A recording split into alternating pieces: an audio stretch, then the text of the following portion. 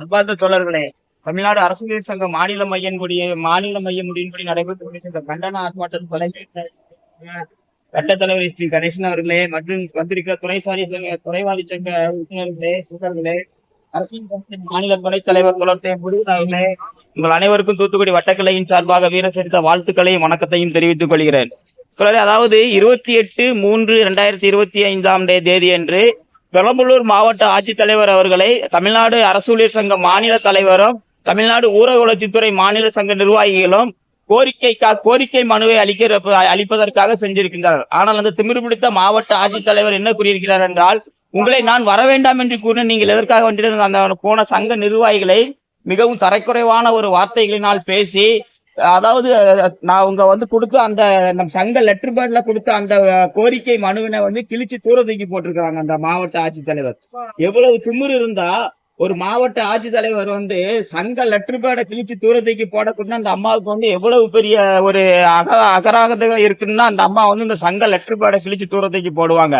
தூர தூக்கி போட்டது மட்டுமல்லாம காவல்துறை அந்த பெரம்பலூர் மாவட்ட எஸ்பி அவர்களை உடனே டெலிபோன்ல அழைச்சி வந்திருக்கிற சங்க நிர்வாகிகளை நீங்க கைது பண்ணுங்கன்னு சொல்லியிருக்காங்க.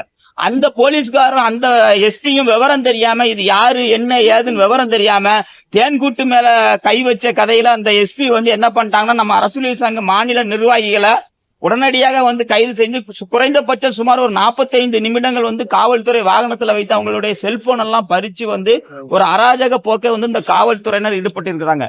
இந்த காவல்துறைக்கு இந்த கூட்டத்தின் வாயிலாக சொல்லிக்கிறோம் என்னன்னா, எங்க சங்க நிர்வாகிகளை நீங்க எங்க இருந்து அழைச்சிட்டு போனீங்களோ அதே இடத்துல உங்களை கொண்டு விட வைக்கக்கூடிய வல்லமை புகுந்தியது தமிழ்நாடு அரசு ஊழியர் சங்கம். நீங்க திரும்ப எங்களை மாவட்ட ஆட்சித்தலைவர் அலுவலகத்திலே உங்களை கொண்டு விட வச்சோம். இது எதுக்காக நான் சொல்லிக்கிறேன்னா, அரசு ஊழியர் சங்கங்கிறது ஒரு சாதாரண சங்கம் கிடையாது. தமிழ்நாட்டில் இருக்கிற ஒரு 1 லட்சம் உறுப்பினர்களை கொண்ட ஒரு அரசு ஊழியர்களை கொண்ட ஒரு மிகப்பெரிய ஒரு சங்க நிர்வாகிகளை நீங்க அலக்கடிச்சிருக்கீங்க. மாவட்ட ஆட்சித்தலைவர் அவர்களை நான் உங்களுக்கு சொல்லிக்கிறேன், நீங்க எஜமானர் கிடையாது. நீங்களும் எங்களை போன்று ஒரு ஊதியம் வாங்கக்கூடிய ஒரு நபர் தான். உங்களுடைய அடக்குமுறைகள் எல்லாம் நீங்க வேற யாருக்கிட்டையாவது வச்சுக்கணும், உங்க வீட்டுல வச்சுக்கணும், உங்க கணவர்கிட்ட வச்சுக்கணும்.